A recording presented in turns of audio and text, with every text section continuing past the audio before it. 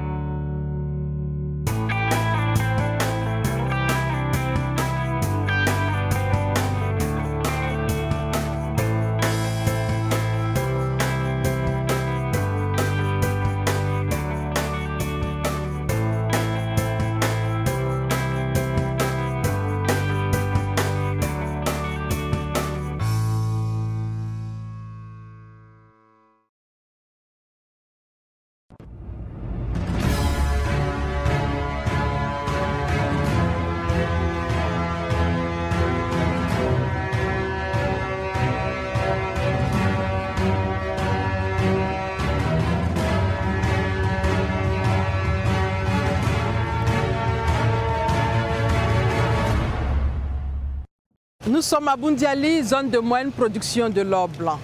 Découvrons cette ville qui se transforme avec l'hôtel de ville qui se construit petit à petit. C'est la rubrique Commune en marche, Zoom Commune.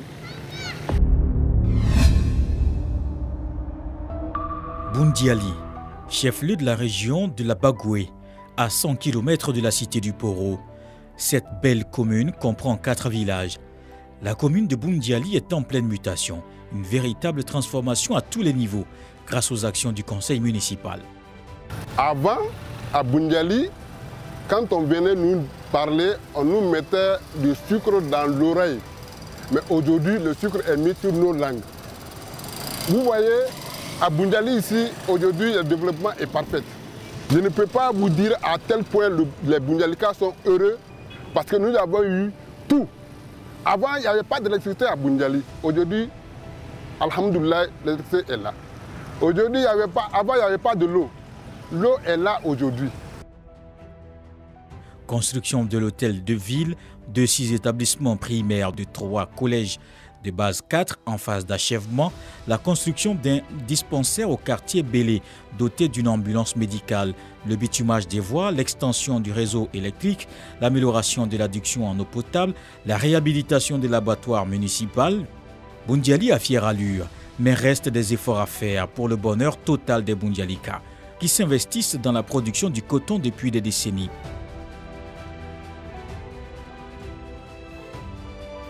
Pour mieux comprendre le développement de la filière coton dans le Nord, revenons sur son historique. Depuis une époque lointaine, les populations du Nord et du Centre utilisaient le cotonnier comme une culture secondaire et employaient le coton pour leurs activités de filage et de tissage. À partir de 1963, par convention signée avec la France, la République de Côte d'Ivoire confie à la Compagnie française pour le développement des fibres textiles la responsabilité du développement de la production cotonnière, encadrement des producteurs, collecte et grainage du coton graine et vente de la fibre. Le 1er octobre 1973, l'État ivoirien crée la Compagnie ivoirienne pour le développement des textiles, CIDT, dans laquelle la compagnie française est actionnaire et conserve un rôle d'assistance technique. Ensuite, s'en est suivi des réformes successives de la filière coton. En termes d'axes majeurs de la réforme, on peut citer le zonage et la mutualisation de la production de la semence. Le zonage, ce sont des zones exclusives d'activités qui sont donc dédiées à une société cotonnière. Sur cet espace, la société cotonnière est seule, elle est unique. Et donc on peut voir et visualiser son impact sur la production en termes de rendement, en termes de confort des producteurs, en termes d'encadrement des producteurs, en termes d'action sociale au profit des populations. Et donc l'ensemble de ces actions font que la société cotonnière, elle a plus d'engagement, elle a beaucoup plus de responsabilités.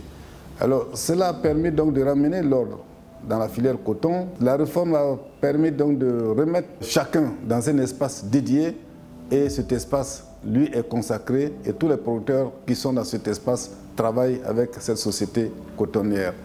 En clair, la réforme de la filière a permis une nette amélioration de la production, avec une réorganisation de la production en 6 zones exclusives autour des sociétés cotonnières qui réalisent la première transformation en séparant la fibre de la graine. Mais tout le processus commence par la recherche. Alors, direction le CNRA, le Centre national de recherche agronomique de Bouaké, région de Béké. Pour améliorer le rendement de la fibre et renforcer la qualité du coton sur le marché mondial, le Centre national de recherche agronomique vient de concevoir de nouvelles variétés de coton au profit des producteurs. Un tour au laboratoire pour voir les travaux de recherche. Nous créons des variétés. Tout ce qui est cultivé par les producteurs doit être créé. Et c'est le CNRA qui est à la base de la création de ces variétés. Ensuite, après la création, le CNRA est à la base du processus de production de semences. Les semences des pré-bases et des bases sont produites par le CNRA. Tout cela se fait réellement en collaboration avec Intercoton, toute la filière, et Intercoton qui finance les travaux et qui nous oriente aussi sur les choix de nos travaux à faire. En dehors de la création variétale, il y a aussi que les sols s'appauvrissent aujourd'hui. Les producteurs de coton sont parmi les producteurs ivoiriens ceux qui travaillent le plus longtemps possible sur le même sol. Donc, le sol a commencé à s'appauvrir. Le CNRA travaille à trouver des solutions à l'appauvrissement de ce sol pour que les producteurs puissent rester sur ces sols-là.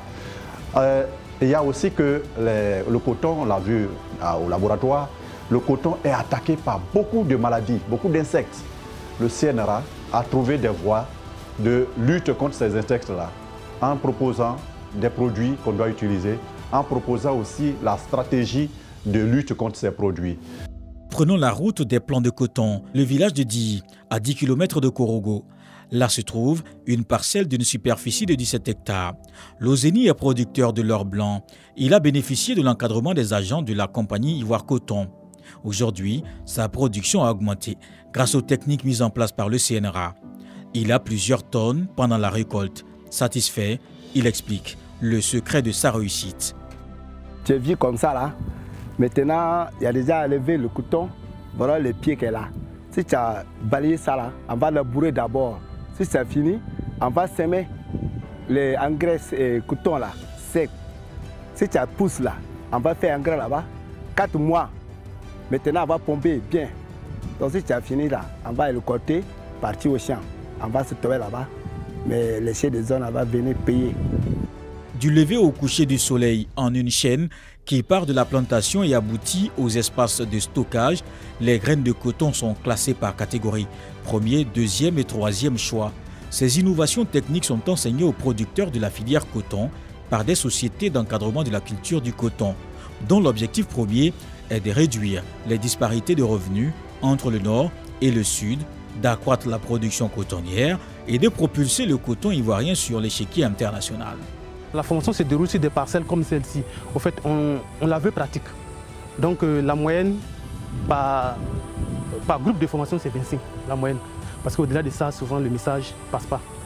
Mais il faut dire, dans notre zone, nous avons autour de 4000 paysans encadrés pour toute la zone.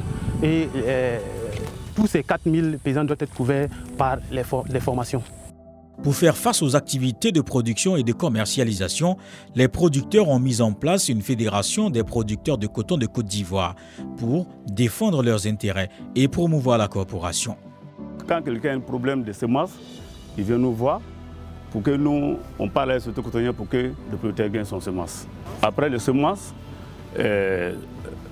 herbicides, insecticides, ils viennent nous voir.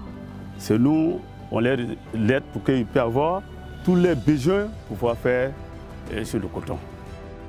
Grâce à l'action de leur fédération sur le terrain, les producteurs retrouvent le sourire. Grâce au coton aujourd'hui, on arrive à mettre nos enfants à l'école. Moi-même, au début, c'était difficile. Mais depuis cette réforme, quand tu regardes dans nos villages, vraiment, les toits, on a remplacé les toits, les pailles sur les tôles. Les maisons qu'on trouve à Korogo, la même chose on trouve aujourd'hui dans nos villages. Ça, c'est vraiment le coton. Sans le coton, rien ne peut développer notre région. L'interprofession, dénommée Intercoton, créée en 2002, reste l'une des organisations les plus dynamiques du secteur agricole ivoirien. Après une période de turbulence marquée par une chute drastique de la production, la filière a amorcé sa relance avec une nette progression depuis les dernières campagnes de la production de coton-graines. Cela a été possible grâce à une synergie d'action entre l'État, les acteurs de la filière et les partenaires techniques et financiers. Aujourd'hui, pour les acteurs, il faut relever le défi de la production du coton en Côte d'Ivoire et cela passe par de grandes actions sur le terrain. Les différentes actions que nous avons menées, il y a les actions de développement et il y a les actions sociales.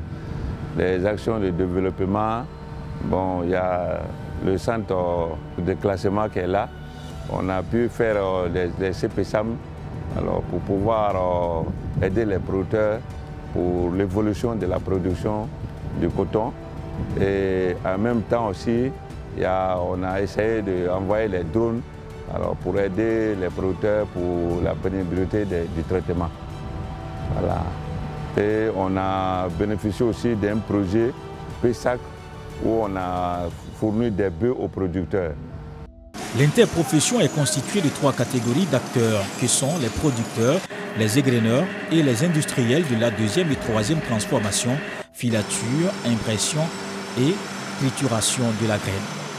Aujourd'hui, cette filière de l'or blanc connaît un boom avec la mise en place des usines de transformation.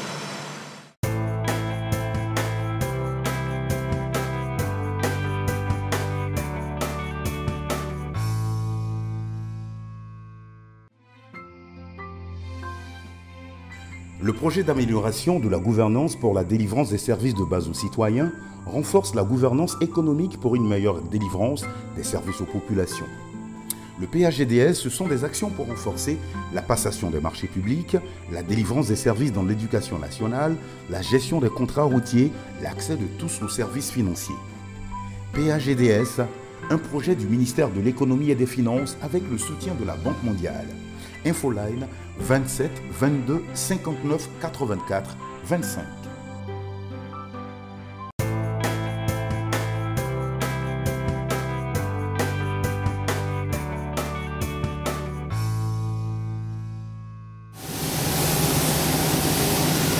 Pour comprendre la transformation du coton, nous nous sommes rendus dans une usine d'égrainage à Korogo. La première étape, c'est la séparation du coton fibre de la graine. La cité du Poro possède 4 usines d'égrainage qui sont l'usine Korogo 1, 2, 3 et 4. La capacité des 4 usines d'égrainage est de 185 000 tonnes. Aussi performantes que modernes, ces usines d'égrainage jouent les mêmes rôles que celles de Boundiali. Boundiali, où le changement est aussi marqué par l'implantation d'usines. La ville a sa propre usine spécialisée dans l'égrainage de coton-graines, appelée Boundiali 2. D'une capacité totale de production de 170 000 tonnes, l'usine d'égrainage emploie 500 personnes permanentes, dont 34 femmes. L'objectif est de transformer le coton-graine et de commercialiser les produits semi-finis. Explication du processus d'égrainage. Ici, nous sommes à la réception de la matière première que nous appelons le coton-graine. Le coton arrive dans nos usines dans cet état-là. Donc, nous sommes au niveau des camions et le coton est aspiré par des télescopes que vous voyez là, télescopes que vous voyez ici. Ensuite, la deuxième étape va consister à nettoyer le coton-graine pour le préparer à l'égrainage. Nous entrons dans la salle d'égrainage du coton. Après l'étape de la réception du coton, nous avons donc l'étape du nettoyage qui va donc consister à enlever les pierres. Donc vous le voyez, ce sont les pierres qui sont issues des plantations. Et les pierres, c'est un équipement qui se trouve complètement en haut. c'est par gravité que les poids les plus lourds, les cailloux, eux vont descendre complètement dans le tuyau de pierrage. Ensuite, nous avons une autre étape qu'on appelle l'étape de la séparation, qui va consister donc à partir des séparateurs qui sont en haut, à pouvoir enlever le sable, tout ce qui est sable, tout ça dans le coton graine. Ici, à Boundiali 2, nous avons 4 égreneuses, chacune de 170 sites, qui déterminent la cadence de notre production. Donc, là va se passer la séparation entre la fibre et la graine. Et comme vous le voyez, ici, vous avez la graine qui est là. Il y a aussi un produit fini, vous voyez la graine. Et ça c'est le coton graine bien entendu. Dans la chambre de grainage, après ça nous avons l'autre étape. On a maintenant notre fibre. On a la fibre. Et cette fibre, elle va subir un autre nettoyage avant donc sa mise en balle. Après la descente, nous avons l'éjection de la balle. La balle va suivre son chemin.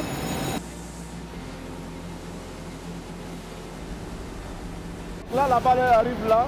Nous avons un pont qui va nous donner le poids de la balle. Va rentrer dans l'emballage conçu à cet effet.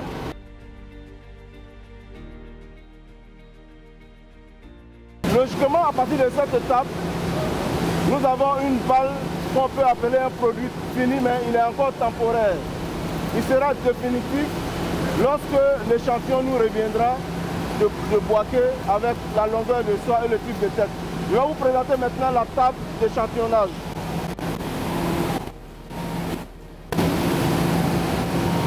Donc ici, chaque fois qu'il y a l'éjection d'une balle, il y a un échantillon qui est pris.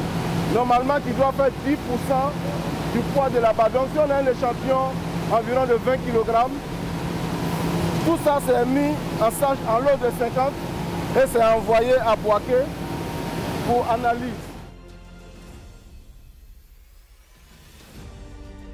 L'implantation de cette usine d'égrainage de coton a permis aussi l'amélioration du niveau de vie des communautés rurales. Je tire le chapeau au tout-puissant de m'avoir donné cette entreprise qui a porté son choix à moi comme mécanicien d'entretien. J'arrive à m'en sortir, j'arrive à scolariser mes enfants, m'occuper de ma petite famille. Je pense que c'est suffisant. L'exploitation de ces usines requiert 3 types de personnel, soit 687 agents sous contrat, dont 87 permanents et 600 saisonniers. Les femmes représentent 14% de l'effectif du personnel. Une fois ces fibres séparées des graines de coton, elles sont transportées à Boaké, dans la région de Béké, au centre de classement de coton de Côte d'Ivoire. Son rôle, restaurer l'image du coton ivoirien sur l'échiquier international par l'homogénéisation du classement. Visite guidée. Ici, nous sommes dans la salle de réception des échantillons qui viennent par ballots. Et ces ballots sont contenus dans des sacheries. Nos assistants classeurs vont découvrir les sacheries, sortir les ballots sur lesquels sont marqués le nom de l'usine, la date de production, la plage d'échantillons contenue dans ces ballots. Et ensuite, ces ballots vont être transportés dans les salles qu'on appelle les salles d'étalage. Et à partir de ce moment-là, les air-classeurs vont faire l'étalage d'échantillons, c'est-à-dire les positionner pour le conditionnement. Nous allons passer dans la salle d'étalage.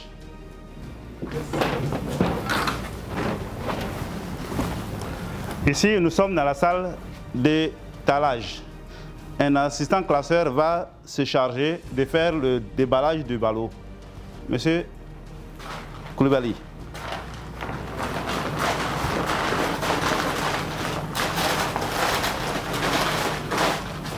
Alors, les échantillons sont rangés dans ces ballots par ordre de production à l'usine. Il va découvrir dans chaque ballot l'étiquette. Voilà. Et il va les prendre par ordre. Il a vu le premier numéro dans le ballot. Allez-y. Lorsque les échantillons arrivent à la réception, ils sont consignés dans le cahier et étalés par les air-classeurs.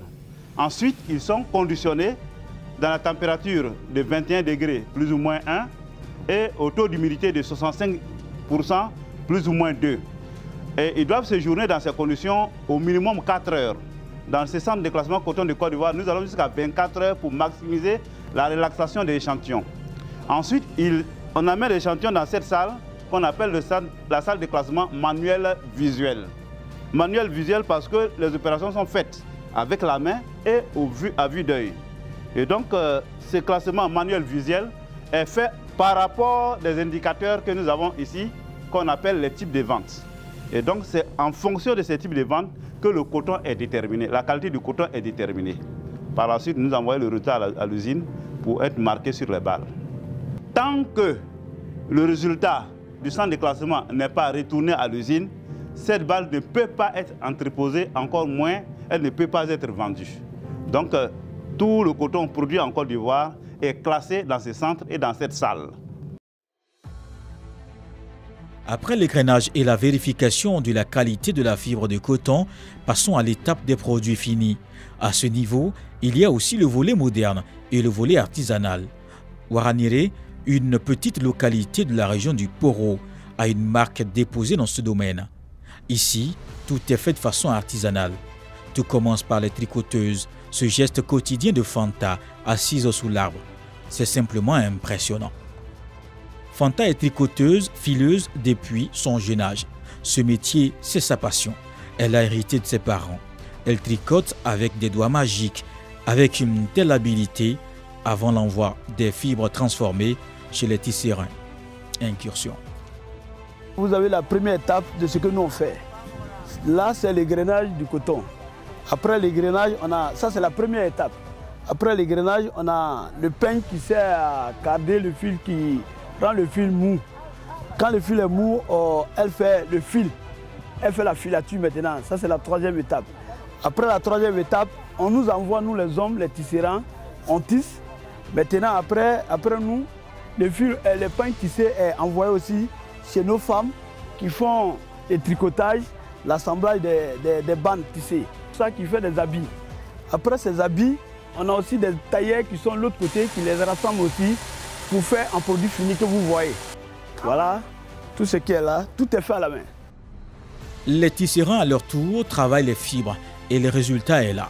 Les pagnes traditionnelles appelées damfani, tradition littérale de pagnes tissées, sont visibles et beaux, avec des motifs élégants et des couleurs souvent chatoyantes. C'est une fierté pour le peuple sénoufo. Une véritable industrie artisanale d'habits tissés. Ces pagnes très appréciées en Côte d'Ivoire font la renommée des villages de Ouaranéré.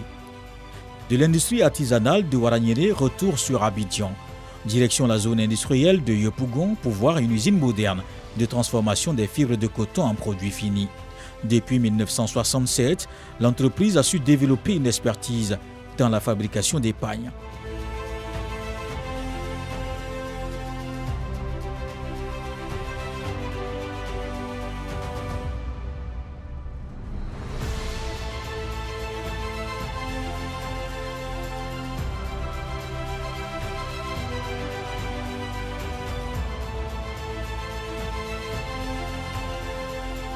L'industrie textile, c'est beaucoup d'emplois, c'est beaucoup d'opportunités pour la Côte d'Ivoire. Et nous avions dans le passé, dans les années 80, une industrie très florissante et l'économie de Bouaké était basée sur l'industrie du textile. Et vous vous rappelez qu'à Bouaké, c'était vraiment une ville dynamique avec, j'allais dire, une qualité de vie que beaucoup enviaient.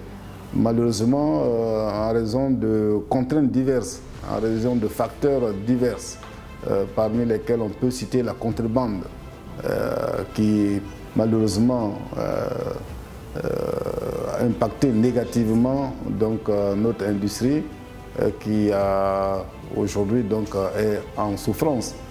Le programme, c'est de la relancer. Le Premier ministre a été à Bouaké il y a quelques mois pour libérer un espace pour relancer l'industrie textile à Bouaké, parce que Bouaké reste, il y avait dit, le cœur de la stratégie du textile en Côte d'Ivoire. Il y a donc le volet transformation des fibres de coton en pain importé fièrement et élégamment par nos mamans depuis des siècles. Et le volet transformation de graines de coton en huile. Démonstration dans cette petite unité de trituration à Korogo. L'unité produit de l'huile à l'état brut. Grâce à cette huilerie traditionnelle, Fatoumata est aujourd'hui indépendante financièrement. Depuis que je suis dans la trituration, je suis devenue encore plus indépendante. Je me suis occupée encore plus de la famille. Il faut rappeler que Trituraf fut la première unité moderne de trituration de la graine en Côte d'Ivoire. Mise en service en 1975, l'unité traitait la quasi-totalité de la production ivoirienne de graines de coton depuis 1978 pour produire de l'huile. Les grainages de coton, il y a deux produits qui sortent. Il y a la fibre et il y a la graine. Et nous sommes heureux de constater qu'aujourd'hui, la capacité de trituration de la graine qui est installée en Côte d'Ivoire permet d'absorber l'ensemble de la production des graines de coton. Et aujourd'hui, vous avez donc dans les boutiques, dans les magasins, de l'huile de table qui est fabriquée donc à Korogo, qui est fabriquée à Boaké, qui est fabriquée à Abidjan, à partir donc de la graine de coton. Aujourd'hui, deux unités modernes de trituration sont installées à Boaké et Korogo. À Korogo, il y a une grande unité de transformation d'huile avec des machines modernes et puissantes capables de rendre l'huile raffinée et apte à la consommation.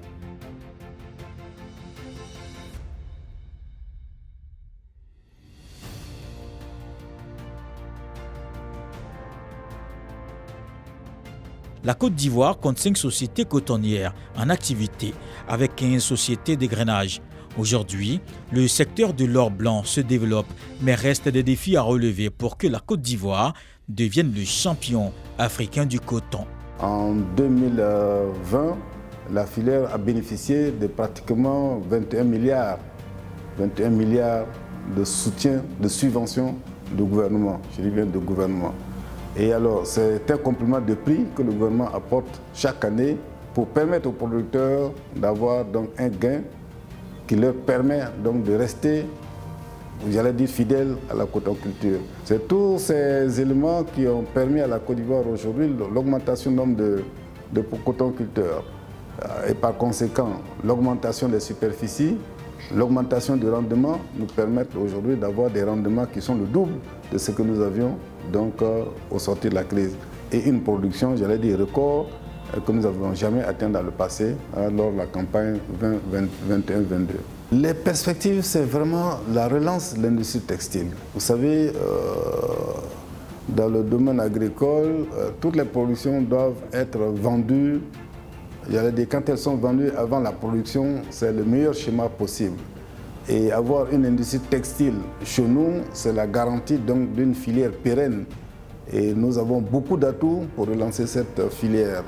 Les atouts, c'est que nous avons de l'espace, nous avons la fibre coton, nous avons la proximité des marchés consommateurs, notamment les États-Unis et l'Europe. Nous avons la traçabilité, c'est autant d'atouts que nous allons pouvoir valoriser donc, dans la relance de cette industrie. Je peux vous dire que nous y travaillons aux côtés donc, du gouvernement pour la relance donc, de ce secteur, bien sûr, avec tous les ministères concernés.